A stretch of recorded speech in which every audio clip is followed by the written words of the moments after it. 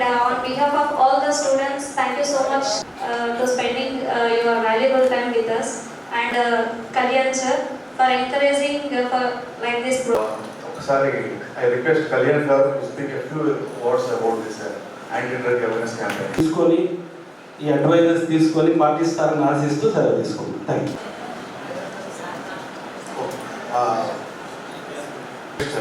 దామోచల జనార్దన్ గారు సహాయ సహకారాలు అందించడం, అడ్మిషన్లు ఇప్పించడం, కాలేజ్ సీట్లో ఇలాంటి మంచి విషయాన్ని అర్థం చేసుకొని మీరు బాగుపడటమే కాకుండా సమాజ అభివృద్ధి వాళ్ళు స్వతహాగా వాళ్ళు చెప్పేది వేరు చేసేది వేరు అనేటువంటి ధోరణి వాళ్ళ సమాజంలో ఉంది. సమాజంలో జరుగుతున్నటువంటి అంశాల్లో అవసరమైనప్పుడు మీరు కూడా మీ అభినందిస్తారంటే అద్భుతమైన కార్యక్రమం తీసుకొని దీన్ని అది మన కరికులంలోనే రావాలి. ప్రతి బాధ్యతమైన దాన్ని మేము ఫీల్ అయితే ఇలాంటి జరగని గర్ల్స్ అండ్ బాయ్స్ ఒక బాధ్యతాయుతంగా ఆలోచించి ఈ కాలేజీలో ఉన్న మేము ఇలాంటి ఈ గంజాయికి ఇటుక రాని ఒకవేళ వచ్చిన ఉంటే వాళ్ళు వెళ్ళాలని తద్వారా మీ భవిష్యత్తులు బాగు చేసుకోవాలి. ఇదంతా మీకోసం మనకు చెబితే దానివల్ల ప్రయోజనం ఉంటుందని ఆశతో చెప్పడానికి ప్రయత్నిస్తాను. తెలుసుకోవాలి. Very good program. ఎందుకంటే your stable mind, good decision making will make you successful in life. Because of this drugs, whatever influence of drugs, people thought process is affecting and the aggressive acts are happening. ఇవి జరగకుండా చూసుకోవాలని అంటే అందరూ కూడా దానికి addict కాకుండా మంచి ప్రవర్తనతో ఉండాలి. దానికి ఇలాంటి అవేర్నెస్ అవసరం. అందుకోసం ఈరోజు అవేర్నెస్ జరుగుతుంది. ఈ అవేర్నెస్ అరేంజ్ చేసిన ఈ ఆర్గనైజేషన్ వాళ్ళకి నా థ్యాంక్స్ ఫర్ దాట్. అండ్ ఇవాళ విచ్చేసిన దామోచల జనార్దన్ గారికి చాలా థ్యాంక్స్ చెప్పాలి. ఎందుకంటే ఆయనకి ఈ ఆర్గనైజేషన్కి చాలా పెద్ద సంబంధం ఉంది. సో ఎప్పుడు ఆయన వచ్చినప్పుడు కూడా ఉన్నప్పుడు కూడా ఈ ఆర్గనైజేషన్కి ఏం అవసరమో చెప్పకుండానే చేశారు, చెప్పకుండానే చేస్తారు. అంత సన్నిహితులు. So thank you very much sir. మమ్మల్ని అందరినీ పిలిచినటువంటి అభినవ్ భారత్ సంస్థ వారికి, అలాగే మా మిత్రుడు కళ్యాణ్ చక్రవర్తి గారికి, ఈ కార్యక్రమానికి ముఖ్య అతిథిగా విచ్చేసినటువంటి ఒంగోలు గౌరవ శాసనసభ్యులు దామోచల జనార్దన్ గారికి, ఒంగోలు మేయర్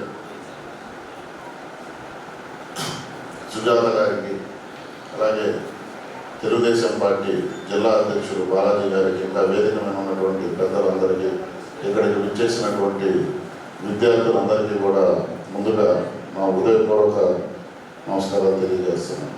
ఈ దేశ భవిష్యత్తు ముఖ్యంగా యువత చేతుల్లోనే ఉంది. ఎందుకంటే గత ప్రభుత్వ హయాంలో ఎక్కువ శాతం యువతని డ్రగ్స్కు బానిసలుగా చేసినటువంటి పరిస్థితులు ఉంది.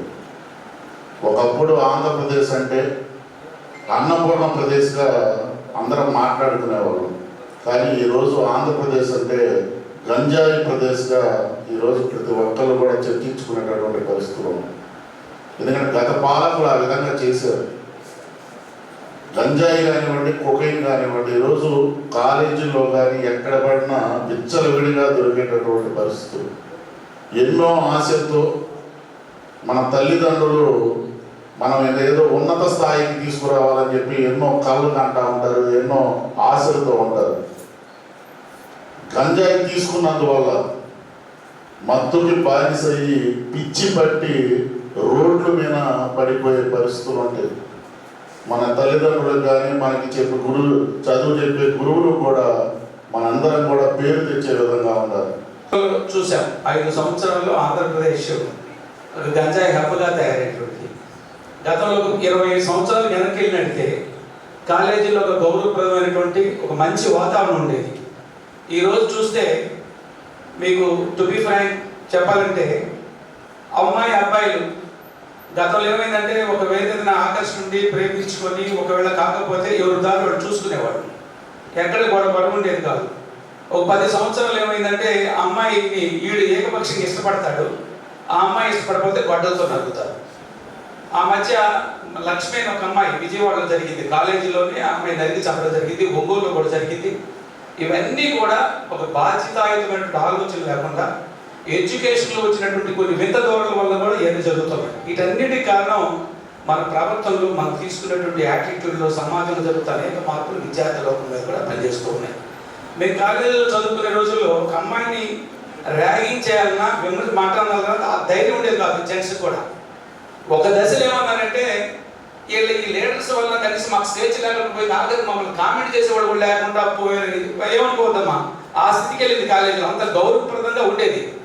ఈరోజు ఎలా ఉందంటే ఏ ఆడపిల్లకి రక్షణ లేనటువంటి పరిస్థితి, ఏ జెండర్ కూడా అంటే ఆడపిల్లలతో పాటు మగపిల్లలు కూడా ఈ చెడు వ్యసనాలకు లోనైన కారణంగా వాళ్ళ విద్యుక్త ధర్మం ఏదైతే ఉందో, ఏ ఉద్దేశం కోసం అయితే కాలేజీకి వచ్చారో, మన రియాజ్ గారు చెప్పినట్టు అనేక మంది తల్లిదండ్రులు 50% నాకు తెలిసి తల్లిదండ్రులు కూలీనాలు చేసుకుంటూ కష్టాలు పడుతూ నా బిడ్డకి మంచి భవిష్యత్తు అనేటువంటి తలంపుతో తల్లిదండ్రులు ఇక్కడికి వచ్చి ఈ లోకంలో ఇది ఒక విచిత్రమైనటువంటి పరిస్థితులు లోబడి లేదా వస్తున్న వీడియోలు కావచ్చు, పూర్ణ వీడియోస్లో కావచ్చు, రకరకాలుగా వచ్చినటువంటి మార్పులకు లోనటువంటి విద్యార్థి లోకం బాధ్యత మర్చిపోయి చెడు వ్యసనాలకు దగ్గర అవుతున్న పరిస్థితి.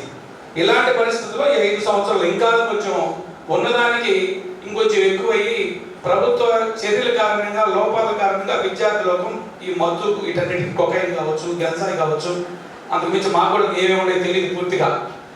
ఈ మందులు చిన్న వయసులో 10-15 సంవత్సరాల లోపలనే పిల్లలు ఈ యొక్క డ్రింకింగ్గా ఏదైతే మందు, బీర్లు లేదా ఈ మత్తు పానీయాలు తీసుకునేదానికి అలవాటు పడిపోతున్నారు. గతంలో అది లేదు కాలేజీల్లో. కనుక మీరే రేపు భారత పౌరులు, మీరే ఈ దేశాన్ని దేశాన్ని నిర్దేశిస్తున్నటువంటి గొప్ప నాయకులు కాబోతున్న వారు. అలాగే మీ భవిష్యత్తులో మీ తల్లిదండ్రుల యొక్క కళల సాకారం మేరకు మీకు కూడా కొన్ని కళలు ఉంటాయి. ఇలా చదవాలి, పలానా పని చేయాలి, సమాజంలో మంచి పేరు తెచ్చుకోవాలి, గొప్పవారు కావాలి, మంచి ఉద్యోగాలు సంపాదించాలి, మంచి పేరు ప్రఖ్యాతులు రావాలి. ప్రతి ఒక్కరికి ఒక కళ.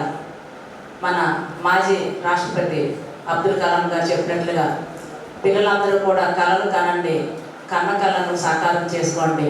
ఇలా మనం పెద్దల యొక్క చరిత్రలు చదువుకుంటూ గొప్పవారు కావాలని ఎన్నో కళలతో మేము కాలేజీలోకి అడుగు పెడుతుంటే, మరి ఇక్కడ మనం చూసినట్లయితే ఎక్కడ చూసినా ఈ డ్రగ్స్ అనేవి, అలాగే గ్యాంబ్లింగ్ అనేది, అలాగే మగపిల్లలు ముఖ్యంగా ఈ రైడింగ్స్ అంటే బైక్ రైడింగ్స్.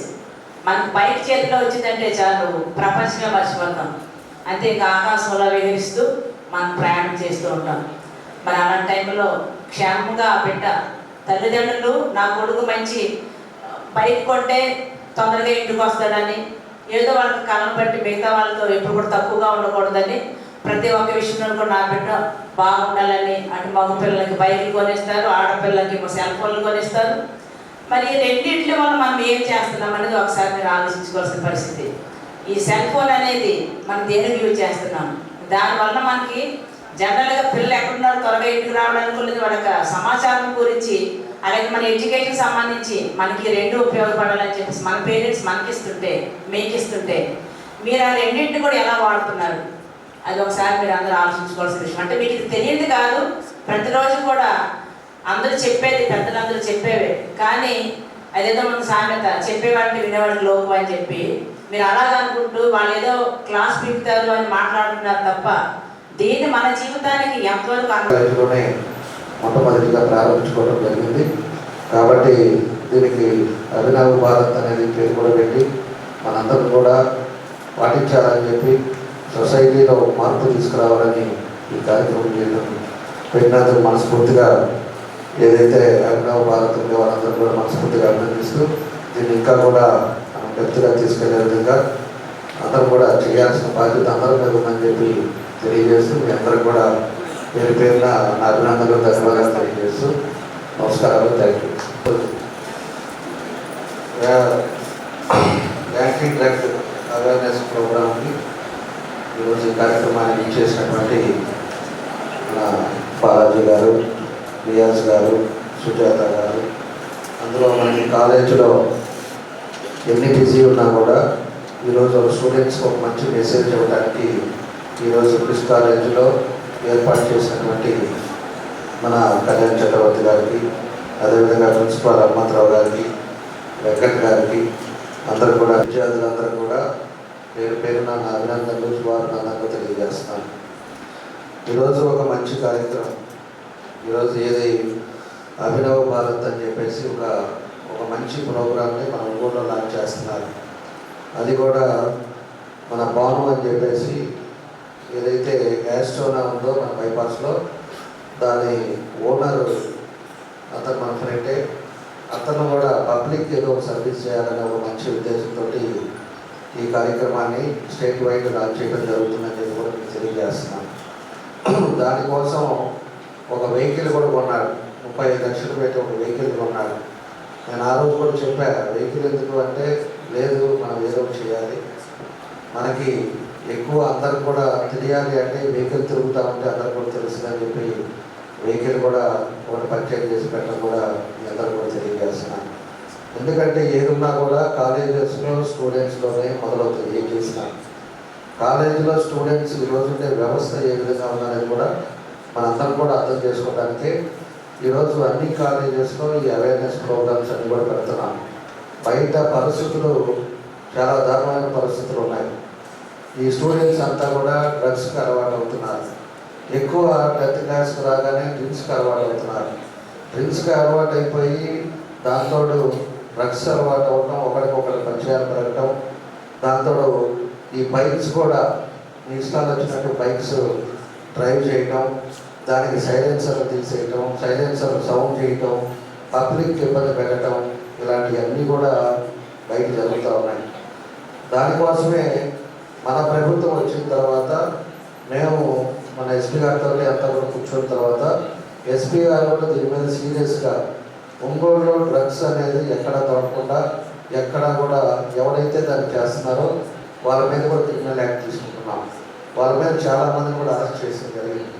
దాంతోపాటు ఎవరైతే స్టూడెంట్స్ కానీ ఎవరైనా కూడా మోటార్ సైకిల్ సైలెన్సర్లు తీసేసి వాళ్ళ ఇష్టంగా ట్రిపుల్స్ డ్రైవ్ చేయటం, అదేవిధంగా పబ్లిక్ ఇబ్బంది పెట్టే పరిస్థితులు తీసుకొచ్చిన వాళ్ళందరూ కూడా ఈరోజు కేసులు బుక్ చేసి బండ్లు కూడా సీజ్ చేసే పరిస్థితి ఈరోజు మన ఊళ్ళో కూడా మనం చూస్తూ ఉన్నాం. కాబట్టి ఏదైనా కూడా మీ స్టూడెంట్స్ కూడా మేము ఒకటే చెప్పేది, మేము చదువుకునేటప్పుడు కూడా మాకు బైక్ ఉండేది, మేము కూడా చాలా తిరిగే వాళ్ళం, అల్లరి చేసేవాళ్ళం, అన్నీ చేసేవాళ్ళం.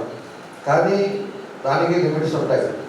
మనం చేసే పని ఎదుటి వాళ్ళకి ఇబ్బంది రాకూడదు, చేసే సొసైటీలో పరిస్థితులు మనకు బాగుండాలి.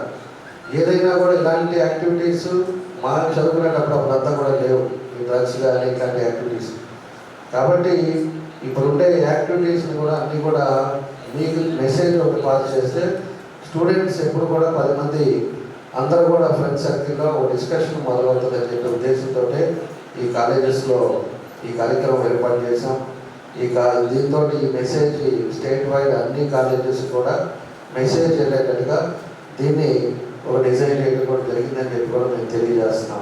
తొందరలోనే 6 కాలేజీ స్టూడెంట్స్ కూడా ఒక మెమో పంపించి ఒక అవేర్నెస్ ప్రోగ్రామ్ కూడా మన టౌన్లో కండక్ట్ చేస్తాం. ప్రతి ఒక్కరికి కూడా తెలవాలి, ప్రతి ఒక్కరు ఒక డిసిప్లైన్ ఉండాలి. చదువుకునేటప్పుడే చదువుతో పాటు మనకి డిసిప్లైన్ ఉండాలి. మనం ఏం చేస్తున్నాం, మన తల్లిదండ్రులు ఎందుకు పంపించారు, మనం ఏ విధంగా చదువుకోవాలి, మన భవిష్యత్తు ఏంటి అనేది కూడా మీకు కూడా రావాలి. ఎందుకంటే 10th దాకా ఇంటర్మీడియట్ దాకా ఒక పద్ధతి ఉంటుంది, ఇంజనీరింగ్ వచ్చిన తర్వాత ఒక పద్ధతులు వస్తాయి. ఇంజనీరింగ్ అయిపోయిన తర్వాత మళ్ళా లైఫ్ అప్పటి స్టార్ట్ అవుతుంది. ఇప్పుడు దాకా ఎంజాయ్ అవుతుంది, ఇప్పుడు దాకా మనం ఫ్రీగా ఉంటాం, ఫ్రీగా తిరుగుతుంటాం, ఒక బాధ్యత రెస్పాన్సిబిలిటీ ఉండదు. దాని మీదే ఏదైనా జరిగేటప్పుడు పొరపాట్లు జరిగేది ఆ టైం పీరియడ్లోనే జరుగుతుంది. కాబట్టి ఆ టైంలోనే జాగ్రత్తగా ఉండాల్సిన అవసరాలు ఉన్నాయి. కాబట్టి ఇది ఎందుకు పెట్టారు, ఏం చేస్తున్నారు, అది మీకోసం చేస్తున్న ప్రోగ్రాం. కాబట్టి స్టూడెంట్స్ అందరూ కూడా మీరు ఏదైతే బాధ్యతలు ఉన్నాయో దాని పద్ధతి ప్రకారంగా మీ అందరూ కూడా పాటించండి. మీ ఫ్రెండ్స్కి కూడా చెప్పండి. తప్పకుండా కూడా మంచి వాతావరణం అనేది తీసుకురండి. చెడు అలవాట్లకి, చెడు పద్ధతులకి వెళ్ళకూడదని చెప్పేసి కూడా మీ అందరూ కూడా ఈ సందర్భంగా నేను తెలియజేస్తూ